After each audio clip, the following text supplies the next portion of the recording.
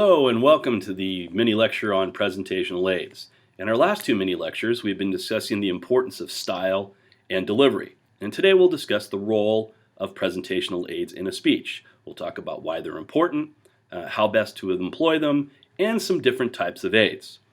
So why should we use presentational aids? Well, the main reason is to make our verbal messages more concrete. When discussing style, we talked about clarity. That is, we want to make things clear to our audience, and presentational aids help us do this.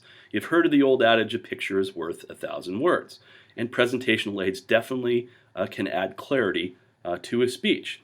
It can make things more interesting for the listeners too, by making complicated concepts seem much easier to explain. They can also help listeners to remember, and we definitely want them to remember what we have to say.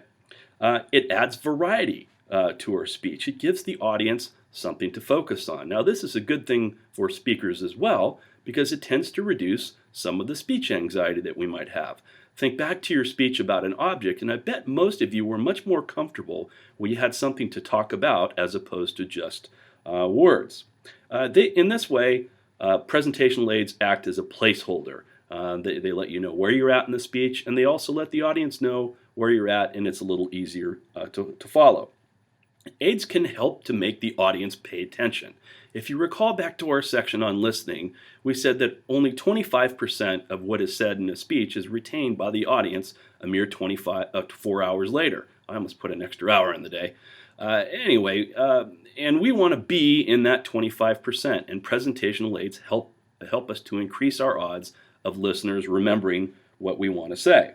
It also increases our credibility or our ethos. I think of a story of a student that I had in a previous class by the name of Justine, who gave a wonderfully stylistic speech, very vivid and very descriptive, and the topic was about her adulthood passage into her tribe. This was going to be the first summer that she and her cousin had become adults in the eyes of her Native American tribe up in Maine. And she described the experiences in a wonderfully vivid and descriptive fashion, but at the last minute, she reached down from her waist and she pulled out a belt. And it was a tribal belt that described the history of her tribe and some of the rituals that she would have to go through to have full rights as an adult in her tribe. So definitely very essential in describing her experiences and really added clarity to her speech.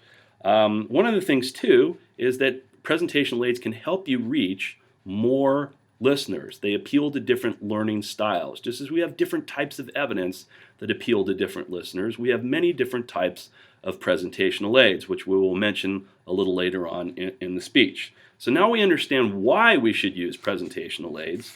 Let's look at some best practices and how to incorporate them into our speech. We'll call them rules for using presentational aids. First off, presentational aids should be part of the speech, not the speech. It's not show and tell. It's not a speech about an object. Again, they should make your verbal messages more concrete. Not replace the words, but help to aid the words. A good rule is to limit your presentational aids to no more than about 15 to 20% of your entire speech. Also, just as you would practice your words, practice using presentational aids. You never want to get up to a speech and find that you're using a presentational aid for the first time. Prepare in advance and practice with them. Make sure your aids are big enough for everybody to see. So if you're using a piece of poster board, make sure it's big enough that it can be seen from the back of the room. If you're constructing a PowerPoint presentation, make sure the font is large enough. Make sure it has good contrast, it's not washed out. And we want to make sure that the effort that you put forth is really going to do something for you in your speech. Another good rule is to always keep the focus on you. That is, don't let your presentational aids control you. You want to control them.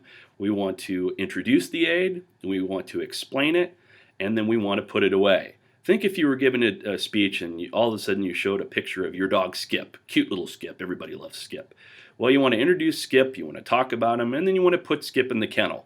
That is, you don't want to have Skip up there the whole time while you're talking about another point, because what happens is everybody continues to look at a cute little Skip, and they're not paying attention to you. So explain your aid, talk about it, and then put it away. Also, when working with presentational aids, we want to avoid the temptation, and I'm sure many of you have seen it, of people talking to the aid and not the audience. We've all seen the person who talks to the PowerPoint presentation and totally has their back to the audience. First of all, it says that I don't know what I'm talking about, and second of all, it gives body language that says I'm not paying attention to you, so why should you pay attention to me? Another good rule is to avoid passing presentational aids around. If you have something that you really need to share with the audience, don't do it before and don't do it during, but rather do it after. There are other ways to incorporate presentational aids into a speech rather than passing them around. So if you have a handout at the end, save it for them and give it to them after the speech is over. Lastly, be prepared and plan for failure. Especially if you're using PowerPoint presentations or anything electronic, from time to time, these things fail more often than you think. So have a backup. Put some ditto copies. Put together an alternate presentation that you can work from in case your first presentation fails. So we've discussed a couple of rules for presentational aids. Now let's talk about some actual aids that we have available to us. Well, it's really only limited to your own invention. There are many different types of presentational aids, just as there are different types of evidence. They could be objects, just as we talked about before. They could be models, which help to describe and explain a complicated topic. Graphs and charts work extremely well at explaining complicated data. We can talk about PowerPoint presentations. It could be video recordings or audio recordings, or even yourself as presentational aid. If you have something that's unique to the topic that you're discussing, maybe you have a costume, maybe you have some sports paraphernalia that's unique to the topic that you're talking about. It's just only limited to your own invention. One of the general rules when selecting a type of presentational aid is asking yourself, what does this particular aid do for me? How does it help my speech? How does it make the words more concrete? And that way you can think of it as an additional type of evidence.